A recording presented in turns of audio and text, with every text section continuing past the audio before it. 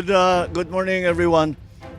Nakabalik na tayo rito sa San Juanico Bridge at dahil kung maalala ninyo nung unang sinara ito at ginawang limitado ang traffic dito sa San Juanico Bridge ay sabi namin gagawin ng DPWH aayusin lahat ng nasira dito na hindi na-maintain ng mabuti.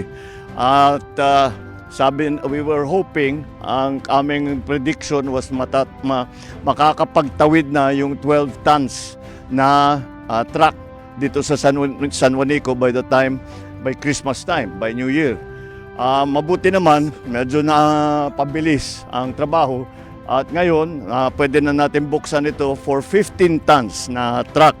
So malaking pagbabago, makakatawid na yung mga cargo truck natin na dati hindi nakatawid, kailangan pa magroro at umikot sa mga ibang port na ginawa natin. Ngayon ay mababawasan na yun, yung malalaki na lang ang kailangan pa sumakay sa barko. But meron pa rin plano para medyo ma-alleviate yung sitwasyon na yon. There is a plan from the local government, the Mayor of Tacloban has brought it up, na paggabi, pag mas madalang ang traffic, baka pwedeng gawin ay magpadaan ng one-way lang kahit yung malalaking truck. Kasi kung sa ngayon, two ways, 15 tons. So 15 tons na magkabila. Pag one-way na lang, kahit 30 tons, kayang tumawid. Pero one-way lang. So ang gagawin, yung LGU, yung magkabilang LGU, sila magta-traffic para tiyakin na one-way lang ang takbo. So isasara yung one side. Kagaya pagka tinatrabaho yung kalsada, ganun. That's the same idea. So we will explore that possibility para naman mas maging magaang ang ginagawa ng mga transportation workers na tumatawid at mas mapapabilis. At hindi lang yon, siyempre makakapagbalik sila sa dati nilang binabayaran na ngayon nagbabayad pa sila para sumakay sa barko, ay baka mabawasan yung kanilang kailangan bayaran, which will also bring down transport costs, which will also bring down the price of goods. So it's ganun kahalaga itong trabahong ginawa dito. Kung makita ninyo, yung mga section na talagang malaki ang sira, ay linagyan na muna ng reinforcement. Ito yung malalaki na bakal, yan ang reinforcement para habang inaayos yung sa ilalim, yung mga nakikita natin dyan, yung mga nakalawang, yung mga bolt na nawala na, yung mga pin na nawala na, yan ang ginagawa nila ngayon. We are hoping for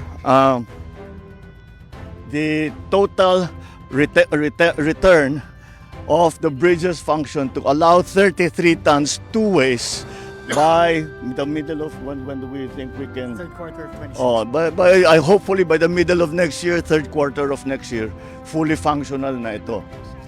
I hope that this serves as a lesson to all future administrators of in government, of all government workers who have anything to do with this. The retrofit cost us 1.1 billion pesos. That is money that we could have saved if proper maintenance was carried out on San Juanico. We would not have to do any of this kung yung every 3 years ini-inspeksyon, inaayos. Wala tayong gagastusin na kahit na ano, yun lang. MOE lang yun. That's the MOE of DPWH. Nakasama dyan. Kasama yan sa MOE ng DPWH. Kung saan napunta, kaya hindi na nag-inspeksyon, kaya tayo nagkaganto. Sana naman, itong experience natin na ito, matuto na tayo na napaka-importante na tayo ay continuing maintenance. Ngayon, tinanong ko sa ating mga engineer, kung tama ang ating pag-maintain, kung tama ang ating pag-ayos, magkakaroon ba tayo ng malaking retrofit in so many years? Ika nila, basta't maayos ang maintenance, hindi na tayo kailangan mag-retrofit. siguro mag-repaving o ganyan, pero madaling trabaho lang yan. Pero hindi na natin kailangan gawin ito ulit basta't maayos ang tuloy-tuloy, constant and regular maintenance ang gagawin. That is what's the most important lesson I think that we should all learn from this.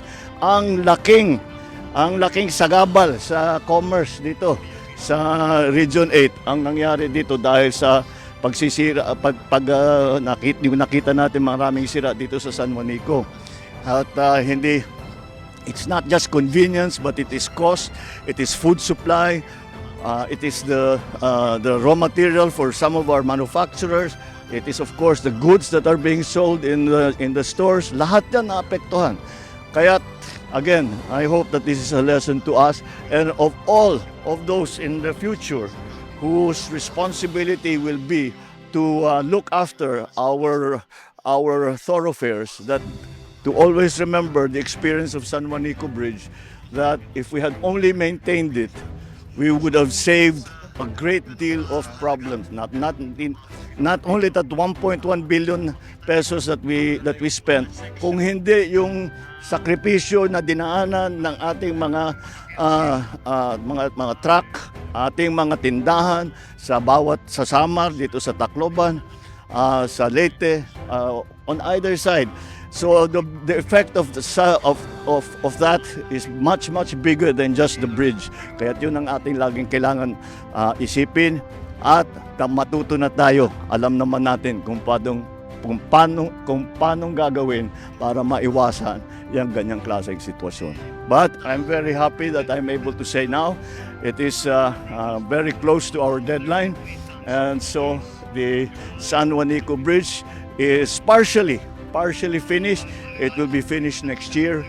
The repair of San Juanico Bridge is partially finished. It will be finished next year so that the bridge will be able to take again the load of 33 tons going both ways. All right? Maraming salamat. Damo salamat. Thank you.